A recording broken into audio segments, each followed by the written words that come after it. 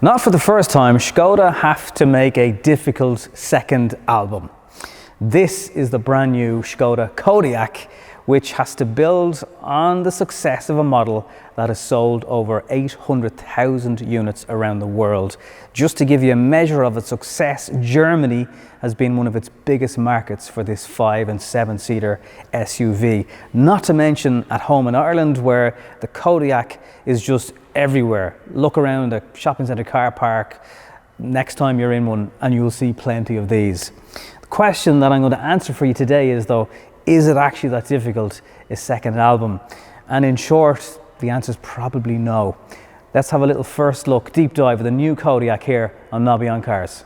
This car is 61 millimeters longer and you feel it, and I'll cover the side profile of the car in a second, but let's start at one of the best places on the Kodiaq in my opinion. They've changed the grille, so this is now a crystalline grille, which is essentially split in two. You have a beautiful LED light bar that runs right across the front here. Chrome is just not a thing anymore for brands, so there's brushed aluminium around the outside, and just the way it breaks up the nose of the car with the different contrasting colors and textures, it does a good job of it. We're familiar with grooves in the bonnet of all Skoda models, but there's more now in this Kodiaq, seamlessly flowing into these matrix headlights, which just the detail on them is a thing of beauty. There's a little green strip that just eats into the front here. It's meant to resemble like almost like a crystal piece of glass, and it kind of does. Now, these are matrix, they're not standard. If you get the Sport line, they will be standard, but you can spec them as an optional extra, and the way they light up dark country roads with high beam on, even if there's a car in front of you, is really, really fantastic. Like some of the more recent Skoda models, they're kind of split as well. You have the daytime running light here, bits of the main headlight down here. I've asked them to dim the lights in the studio just to give you a better impression of what this would be like at night time, and it's easier to see just the way this grille splits. Crystal face on Skoda, it's a bit controversial. Some people think it's too blingy, some people love it, but I think this is just the right amount of light. It's going to stand out, but it's not as in your face, and it doesn't look like it's gone to Turkey for a set of teeth. So that actually is a big, big improvement. You can turn the lights on again, lads. There's still an air curtain over the front. The aerodynamics qualities of the car have come on since the last version of the Kodiaq. There are bits of its very closely related Enyaq that have now just kind of crept into this car. A reason to stay watching this video is by the end of it you'll know what a jumbo box is, and no, it's not something you put salt and vinegar on, but it is something in the new version of the Kodiaq. Alloy wheels will start at 17 inches up to 20. Now these are 20 on the car, so I can only imagine how small 17s will look. There will be more profile on the tyre, but they may not fill the arches, which are kind of square with this kind of rugged plastic finish over the side of the car, much like the last version of the Kodiaq. As you can probably see from the side, the last version of the car kind of sat quite tall, and it's not that it has shrunk, but because it's got 61 mils longer, you kind of, you notice it, like it looks like a bigger car. It's not to say you don't look at it and go, that's the new Kodiaq, but there's certainly, it's quite visible in terms of the length of it, and you'll obviously notice that inside because there's more space, particularly if you're going for the 7-seater, which a lot of Irish customers have gone for. One of the reasons, obviously, yes, little Sean and Mary have some pals that might need the back seat someday, but also your 7-seater Kodiaq is potentially an easier car to sell or trade in when the time comes. So you have high gloss on the B pillar, which do get smudged, but Skoda have even thought about something for that, and I'll show you in a second. The D pillar for the first time has got colour to break it up, and I think with the length of this car and the extra rear quarter length, it needed it. If you go for the Sport line, that will be black. So again, depending on colours you get, there could be too much colour going on there, but it seems to kind of work. They haven't changed the door protectors. When I first saw these in the last gen Kodiaq, I just thought that is just so clever. Skoda have workshops with staff every so often where anyone can come in and suggest ideas that would be clever on a car, and sometimes they make it into the final production vehicles. And whoever thought of this, I hope they got a pay rise, because you open the door and your kids or yourself won't smack this into another car or damage the paint off a wall if your driveway is a bit narrow. It's so simple, but it's so clever. So let me show you around the back of the car, which has changed a little bit. The light bar now has been integrated. We're going to see that on more and more of these models from Volkswagen Group. The new Tiguan will have something similar. There's still black plastic around here. Again, this kind of silver finish to break things up. The spoiler on this new version of the Kodiaq is bigger, so it comes out a little bit more, and you get a wiper, an actual wiper for people that still get upset. And I understand why, when your car doesn't come with the wiper. So the Skoda lettering now is slightly changed. Again, this will be black on a Sportline version of the car, but it's still very nice in this silver finish. This next part is always a bit nervy. I have the key on me. Here it is. But you don't even need to take it out. So let's say you walk up to your new Kodiaq with shopping or a baby or kids, and you need to get stuff in here and the trolley's here. You can sweep your foot under the boot. And this always, if there was no camera here, this would work first time. I know it would work first time, but I'm not doing an Irish jig, I swear. Yay! So look, a bit of practice, a bit of perseverance, and that will change your life, because you don't need to use the key. But it's probably just me. It's probably just me. Now, one of the biggest features of the Kodiaq has been the boot. It is absolutely monstrous in size, and there's a few different configurations depending on the car you get. This is obviously a 5-seater Kodiaq. If it was to be a 7-seater, it's 340 litres here with every row up. The 5-seater boot has 910 litres. That's measured to the lower edge of the windows here. The 7-seater boot is 845 litres with the third row down, which is an 80 litre increase on the previous model. And even on the plug-in hybrid version of the new Kodiaq, it's 745 litres, which is still really generous, considering there's going to be batteries in there also. And yes, for the first time ever, you can charge a Skoda Kodiaq. I'll tell you about the range and the battery size in just a mo. But you get all the practical stuff you would expect from a Skoda. You can also lower the middle row seats, and potentially these two here with some buttons. Also pull on the handles. There's the shopping hooks. There's the parcel shelf for the floor as well. So depending on model, obviously the battery version probably won't get as much space here, but there's all the cubby holders, all the clever bits that come out. They're all still here in the new version of the car. And they even go back in first time. So an improvement on what was already a massive boot. I just need to work on my foot skills at opening the tailgate, but in this version, it's fully electric.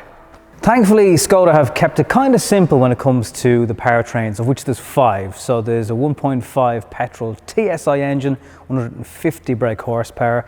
There's also a diesel with the same output. Then there's a 2-litre 193 brake horsepower. There's a 204 brake horsepower. It's fairly simple, straightforward. And the higher output versions of the car will have 4x4 as standard. The other interesting thing on the 5th powertrain on the car is the plug-in hybrid. So that will do a range of 100 kilometers. It's a 25.7 kilowatt hour battery. You'll be able to charge it using an 11 kilowatt on-street charger. But the really interesting thing is there's also a 50 kilowatt onboard charge, which means you can fast charge this car, and because the batteries are massive, you'll do that quickly. And essentially, if you were driving the M50 from the airport to Sandyford every day, certainly maybe with a bit of a small charge at your place of work, if that's possible, you could effectively run this car on just battery alone. So it's a really good range. Now, it's quite an amount of cells in that battery, so it is going to add weight to the car, but if you want the plug-in option, it's there also. Let's jump into the interior here and have a look around it. What's the biggest change? Well, let's start with the jumbo box. Okay, so this is your storage space in here, which has got not only an armrest, which you'd expect, but you got a sliding cover here. You can put additional devices, drinks holders, things like that down inside here, and then there's quite small actually looking cup holders. But there's something else that will grab your attention straight away, and it's this Skoda little tube. And I love their Simply Clever stuff. You push this out And everyone likes to give out about these screens for fingerprints. And you go like this and it cleans and the fingerprints are gone. Now, as long as no one takes that out of your car, it looks like kind of a lipstick style size, so that's just conveniently tucked away there. More of these simply clever features include the dash cam port, the umbrella and the eye scraper, which all remain. In Ireland we're going to get 3 trims, the Selection, Selection Plus and Sportline, and they will vary in interior quality, what the different combinations of leather or fake leather textures are. Interestingly, there's more parts of this car covered in this effect. So the door handles, the grab handles are covered. Again, trim dependent. The centre armrest. It's the first time the Kodiaq will have charging pads for 2 devices. Big change in some ways are these 3 jog wheels. They control the different drive modes. You can put in shortcuts to them. They will control heated seats, your temperature. You're not going into screens. You can do that if you wish, but Skoda have left in the option of just using this. There's illuminated ambient lighting strip that goes throughout the car here. So the sliders in Volkswagen cars, for example, not so much of an issue here because you'll be able to see all the things on the screen here. 10.4-inch screen is the standard screen here. Similar size for the driver instruments, but there is an optional 13-inch. If you get that as part of a navigation pack, you will get that, but that will be a couple of €1,000 more expensive. 2 options with the glove box, one in the usual place you'd expect, but also like the last gen Kodiaq, a smaller box for items up here. You could lock a phone and things like that away into it. Good solid clunk off that. The ambient lighting and just the interior on the cars here is really good. I think there's lots of bits of this car that are going to make Skoda Enyaq drivers a little bit jealous, because it's just that step up again compared to certainly the last Kodiaq, but also the current gen Enyaq. First time you'll be able to get a head-up display, part of that nav pack. Some people will think it's worth the extra money, others not so much. The steering wheel actually quite similar to what we've seen on things from the new gen, current gen Octavia up, but there's a little bit of brushed aluminium going on, just breaks it up differently. Big change is the gear selector, which is up here, much like the electrified versions of the cars that we've come to see from the group. The new Superb will also have this here. Indicator stalk is a little bit different, but it's still like the controls for child locks and all accessible here from the driver. They're all still quite familiar. Just added Skoda cleverness, I suppose, for coin holders and all of the usual gadgets that we've come to expect inside the car. Loads of light if you get this. Again, optional panoramic glass sunroof, so expect to pay a premium for that. But basically, depending on what you want to do, you can tailor make it kind of with the 3 different trim spec options on the car, but you can make it feel as premium or select for a cheaper grade, whichever priority is bigger for you.